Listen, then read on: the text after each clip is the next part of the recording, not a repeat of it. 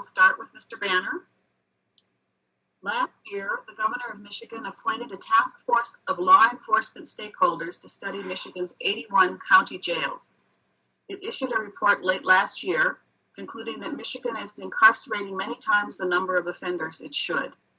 Have you read the jail task force report, and do you support its recommendation that the state should take immediate steps to reduce the jail population, even if people continue to commit crimes at the same rate? Yes, I have read the task force recommendation, and I do support its findings.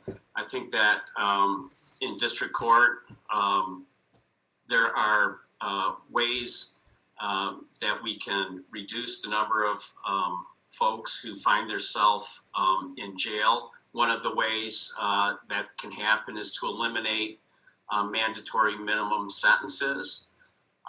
There are matters, low-level traffic violations that sometimes are considered misdemeanors that perhaps could be converted to civil infractions.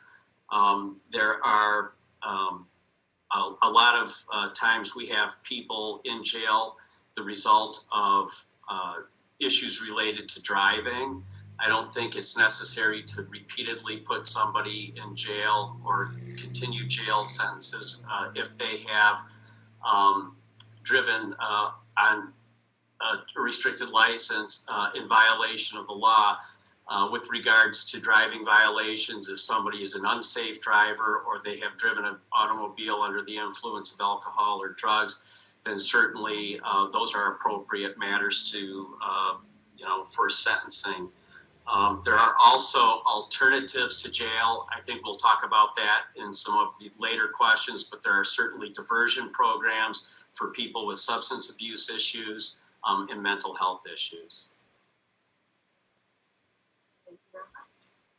Judge Lasher, would you like me to repeat, or are you okay with the question? I can repeat it if you'd like. It's okay. I'm okay with the question. Okay.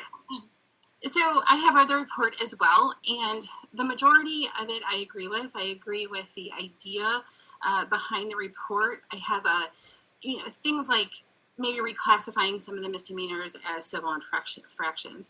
I think that the state has already taken a step to look at how we revoke driver's licenses and the fines that we impose. I of course am in support of diversion programs, speedy trials, victim services, data collection. All of those are really very worthwhile components of the report.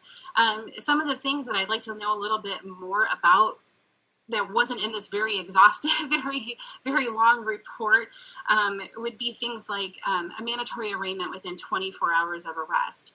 We actually have arraignments very quickly here, so I would have to look at the logistics of having that within 24 hours.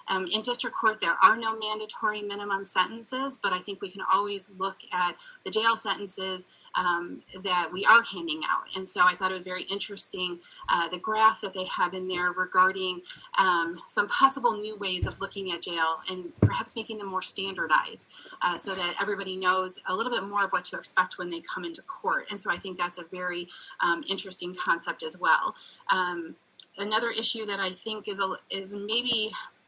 one issue that maybe I would not agree with would be, while it may be a good idea to have more appearance tickets, I think the only exception in the report was domestic violence would not have an appearance ticket. And I think that there are some other offenses that would be worthwhile to have a warrant as opposed to an appearance ticket.